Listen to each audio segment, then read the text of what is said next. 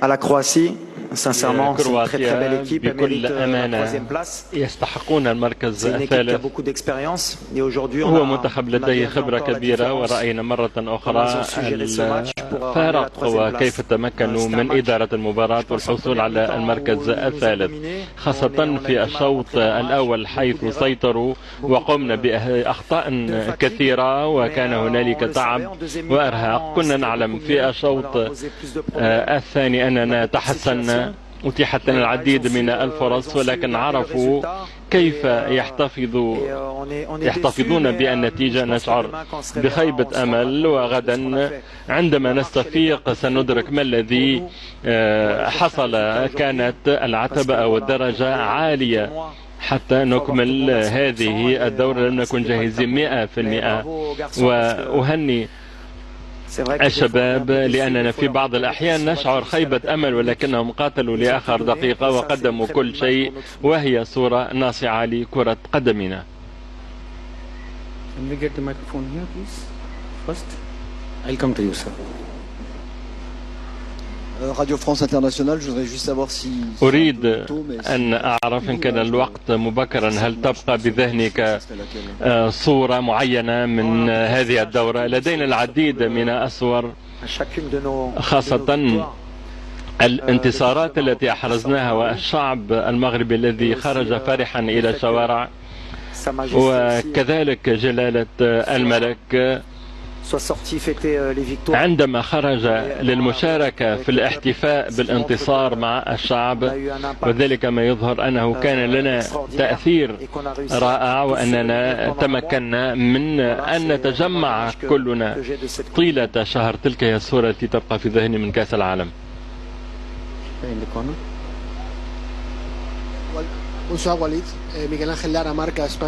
مساء الخير. رأينا الفريق مغتاظا جدا ضد الحكم، هل لاحظتم أي شيء؟ لا. عندما نخسر نشعر بخيبة أمل، ودائما يكون هنالك بعض النرفزة والعصبية. لا أعتقد أننا قللنا من الاحترام، نحن نحترم الحكام وسنركز خاصة على سبب إخفاقنا في آخر مباراتين حتى نتقدم، ولا يمكن أن نتحجج بالحكم، ذلك ليس مغربيا. نحن الرياضيون نتصرف في آخر المباراة، ولكن مع مراجعة أنفسنا لم نكن في المستوى المطلوب خاصة في الشوط الأول، ذلك ما يهمني.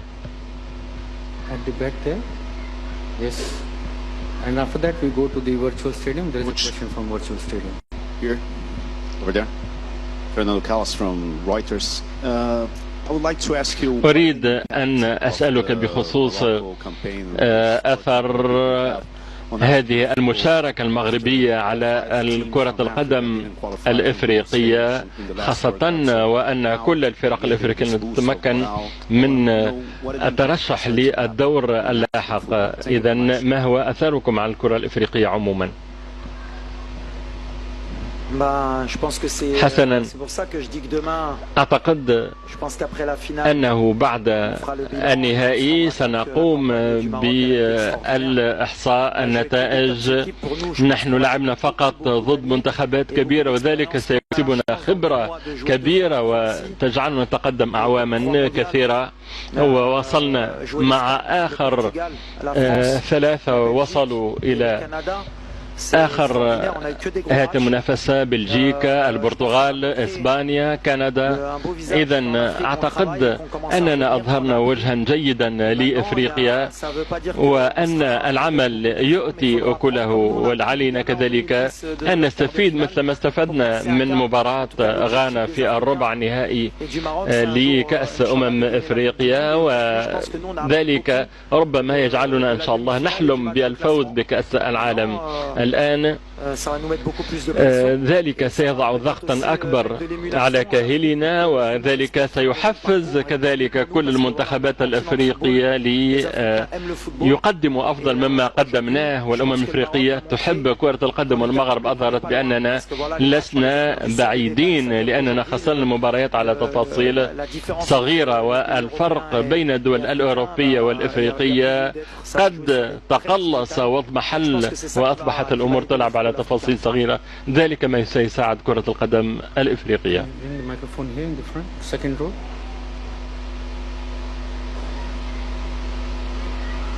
مراد متوكل وليد، فيليسيتاسيون. أولا تهانينا، شكرا على ما كل قدمتموه. لو تكرر الأمر ما كان بإمكان وليد أن يغير أو يحسن بالأحرى.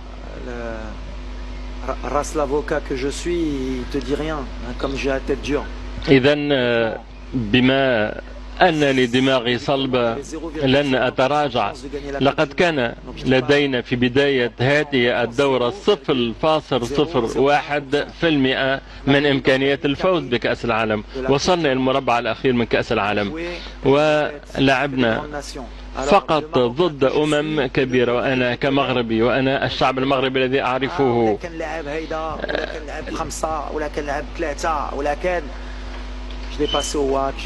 حسنا أعرف كل ذلك، وأنا أحمد الله إن كان لدي رسالة فأقول لهم نحن في الأربعة الأوائل في كأس العالم.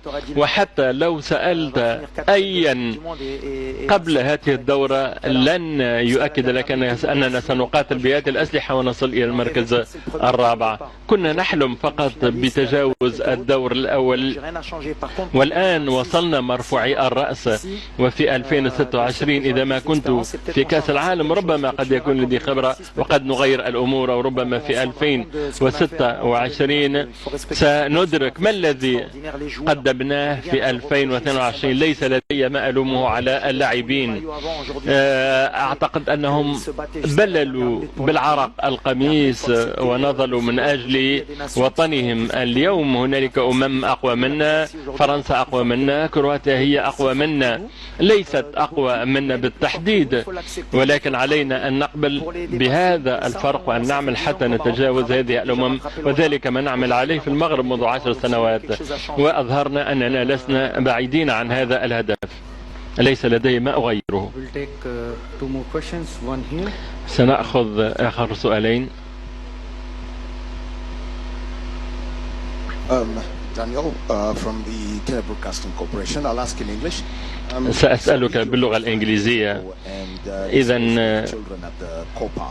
رأيناكم في أكاديمية المغرب، ما سيكون انعكاس نتائجكم على الشباب المغربي بعد الوصول إلى هذا المصاف، وأنتم قد حددتم هذا المعيار وهذا السقف العالي؟ بالنسبة لي أكثر ما أحس به من مشاهدة فيديو الأطفال والشباب أن كرة القدم تجعل الشباب والأطفال يحلمون وتفتح لهم أبواب الأمل، ليس فقط في المغرب ولكن في إفريقيا وفي العديد من الدول في العالم. نحن جعلنا هؤلاء الصبية يحلمون، بإمكانهم أن يحلموا بأن يكونوا لاعبين محترفين. ذلك ليس له ثمن، ذلك أكثر من الانتصار في كأس العالم. والآن الأثر على بلدنا مثل ما قلت، يرتفع سقف الطموحات، وخاصة أمام جماهيرنا سيكون علينا ضغط أكبر، وذلك هو عملي مثل ما قلت لمراد. علينا أن نتواضع وأن نرجع نضع أرجلنا على الأرض وأن نقوم بالمراجعة. والهدف بالنسبة لدول أممنا حتى نتجاوز الدور الأول مثل ما فعل السنغال، مثل ما فعلنا، وأن نعود في كل مرة في دور ثمن نهائي ودور ربع نهائي حتى نتمكن يوما ما من الفوز بكأس العالم. مورينيو تحدث عن الجينات في مانشستر يونايتد، وذلك موجود كذلك في المنتخبات الوطنية. لماذا الأمم الأوروبية لا تزال حاضرة؟ لماذا تمكنت كرواتيا من الفوز علينا واحتلت المركز الثالث؟ لأن لديها هذه الخبرة، خبرة المشاركة في كأس العالم، وذلك يمكنك من التعلم وأن تعلم أطفالك بالعودة أكثر قوة. وذلك هو الإشكال بالنسبة لأفريقيا. بدون انتقاد لا يكفي أن يكون هنالك 5 منتخبات تشارك، ورأينا أن مصر ونيجيريا للأسف وجنوب أفريقيا